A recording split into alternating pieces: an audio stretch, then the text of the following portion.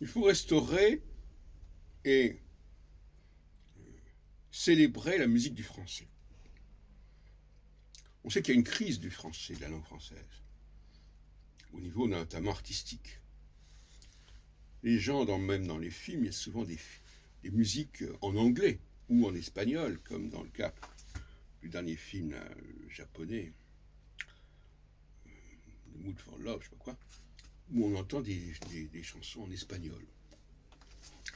Et donc le français est en déclin au niveau sonore parce que une fausse idée de la langue française et de la prononciation du français s'est instaurée petit à petit.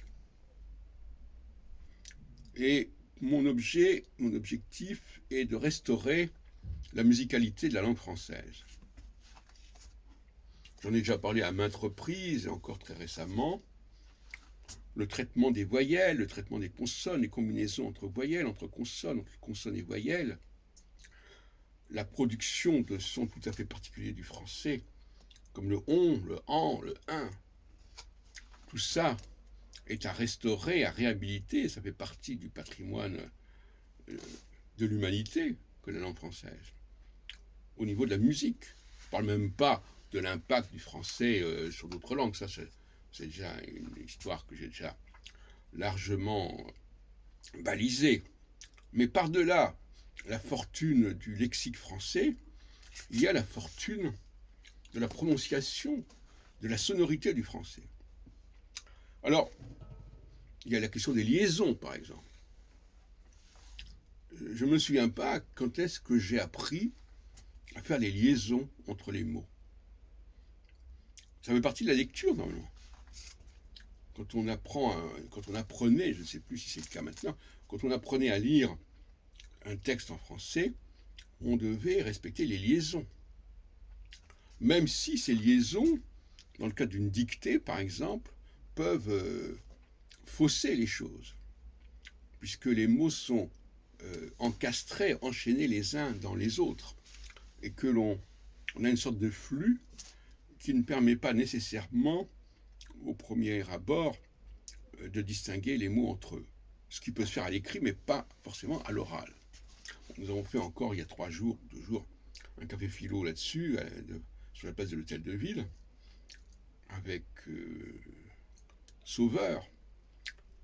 Et donc,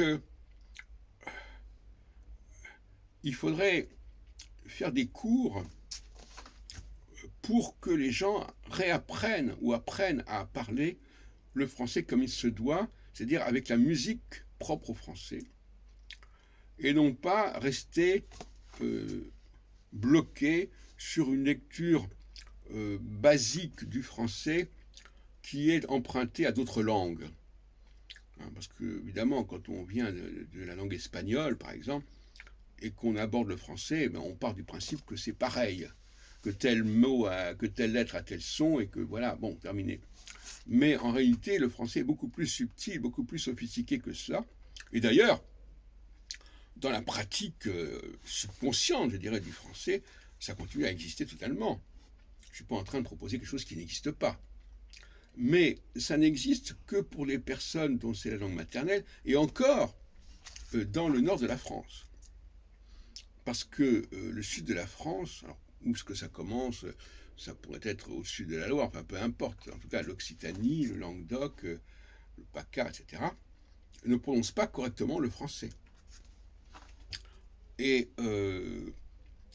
c'est une influence occitane, une influence espagnole, italienne, latine, qui les empêche de parler correctement le français.